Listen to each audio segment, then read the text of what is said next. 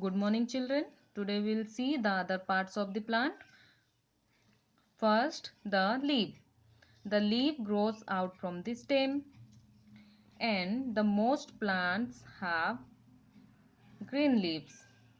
The green color of the plant due to the presence of the green pigment named chlorophyll. Now we'll see parts of a leaf. The flat part of the leaf is called the leaf blade. This is the leaf blade, or it is also known as lamina. The lamina consists of veins. The veins are supported by the midrib, and this is your midrib. The lower surface of the lamina have many tiny holes, that is called the stomata. Through stomata the leaves breathes. Now we will see the function of the leaf. The green leaves make food for the plant, and the green leaf is also known as the kitchen house of the plant. Veins brings water to the leaves from the roots. Stomata allows gases to pass in and out from the leaves. With the help of water, carbon dioxide gas and sunlight, green leaves make food for the plant.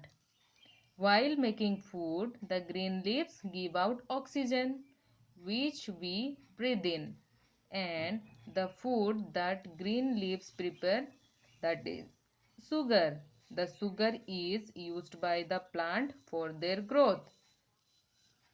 The extra food is stored in the root, stems, leaves, fruits and seeds. The stored food is used by the animals and human beings when they eat the parts of the plant. Again, the process of preparing of food in the plant is called photosynthesis. Now we will go to our quick review. The first question: name the green substance in the green leaves. The green substance in the green leaves are called chlorophyll. Which part of a leaf contains stomata? The lower surface of the lamina of a leaf contains stomata. Name two stems that human beings used as food. Potatoes and onions are used as food. Name any two leaves that use as food. Cabbage and spinach are the examples that we eat for our food. Name four seeds which human beings eat. Rice, corn,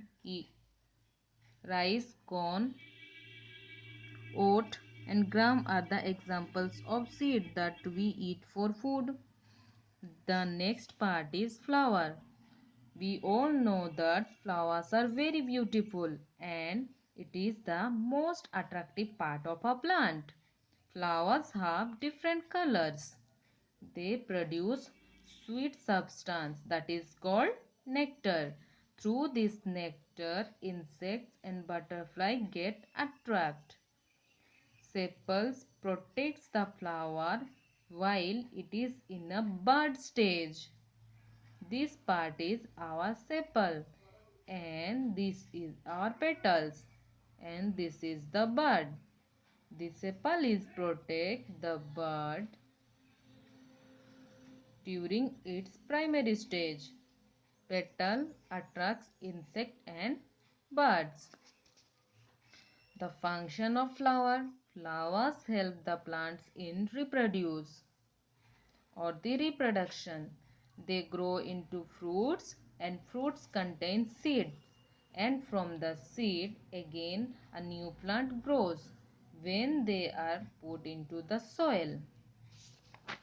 The next part we will see seeds and fruits. Most fruit contains seeds.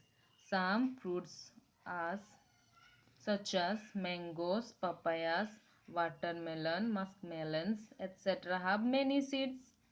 Some fruits like mango each have one seed. Banana fruit doesn't have any seed. Here you can see some example. Mango has one seed, apple has many seeds, and papaya has many seeds. Now, each seed contains baby plant inside it. When the seed is sown, it grows into a new plant. The seed needs water, air and warmth to grow into a new plant. This is the stages of growth of a new plant. Seed, baby plant, then it grows into a big plant. Now we will go to our quick review. Name any four plants which are grown from their flowers. Sunflower, marigold, pansy, aquilegium. Which part of a plant protects birds? Sepals protects the bird during the earlier stage. What does a seed contain inside it?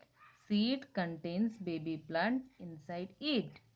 Name the things a seed needs to grow. Water, air and warmth is needed for a seed to grow.